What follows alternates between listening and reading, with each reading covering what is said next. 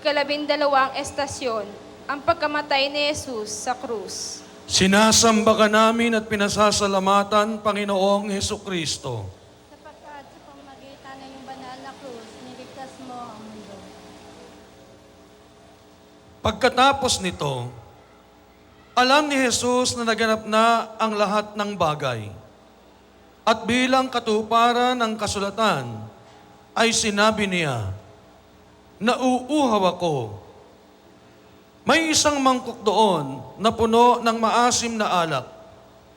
Itinubog nila rito ang isang espongha.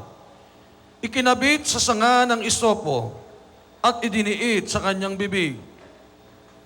Nang masipsip ni Jesus ang alak ay kanyang sinabi, "Naganap na."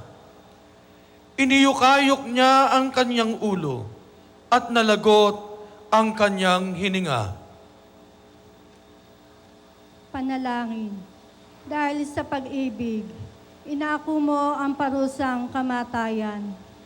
Ikaw na hindi karapat-dapat na tumanggap nito.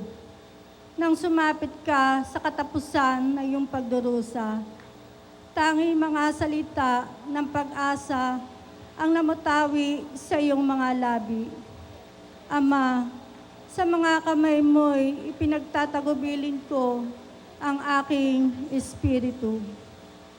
Pinatay ka ng mga kasalanan ko ng labis mong pagmamahal para sa akin. Pinakamamahal ni Jesus, namatay ka upang mabuhay ako magpakailanman. At ngayon, mahal na Panginoon, wala nang natira sa akin, kundi ang mabuhay para sa iyo, sa katapatan at pasasalamat, upang kapag dumating na ang oras ko, ang iyong mga huling salita ay maging akin din.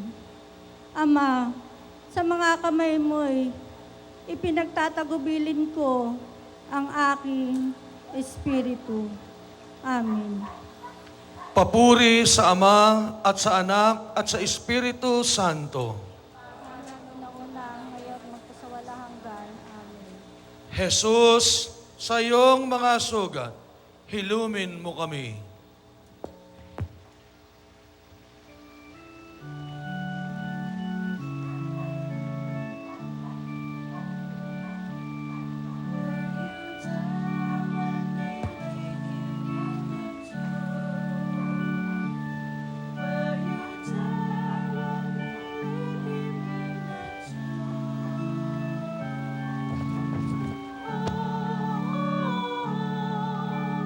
Sometimes it causes me to tremble, tremble, tremble. Were you there when they laid him in the tomb? Ngayon ating dasalin ang mga hibig sa kabanal-banalang manunubos. Kaluluwa ni Kristo, pakabanalin mo po ako. Katawan ni Kristo, iligtas mo ako. Dugo ni Kristo, tigmakin mo ako. Tubig mula sa tagiliran ni Kristo, hugasan mo ako. Pagpapakasakit ni Kristo, patatagin mo ako. Buting Jesus, dinggin mo ako. Sa loob ng sugat mo, ako'y itago mo. Huwag mong ipahintulot na mawalay ako sa iyo.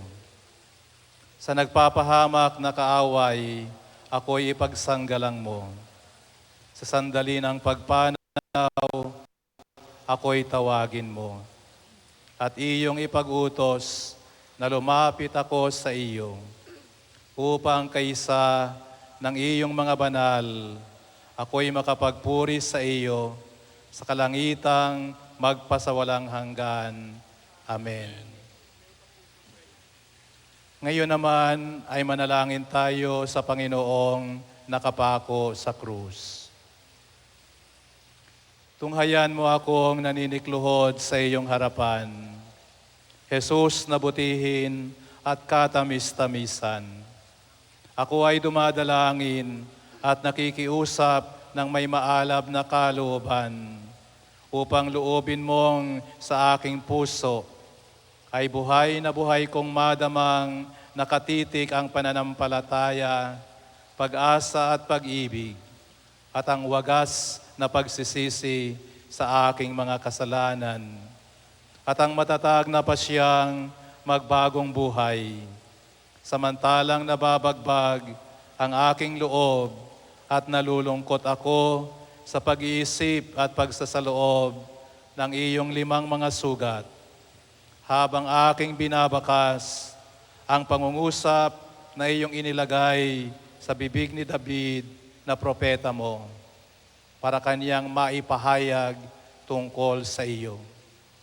Jesus, nabutihin, mga kamay ko at paay pawang binutasan, ang buto ng katawan ko sa masid ay mabibilang. Amen. Amen.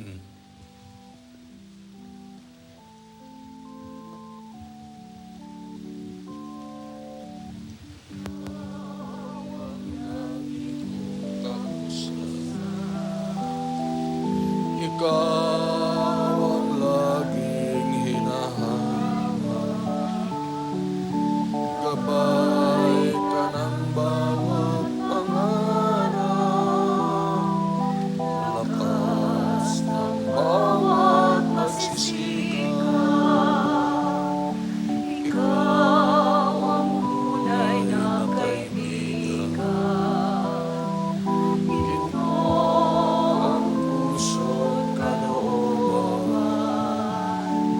Ngunit hindi lahat ay may alam na Kristo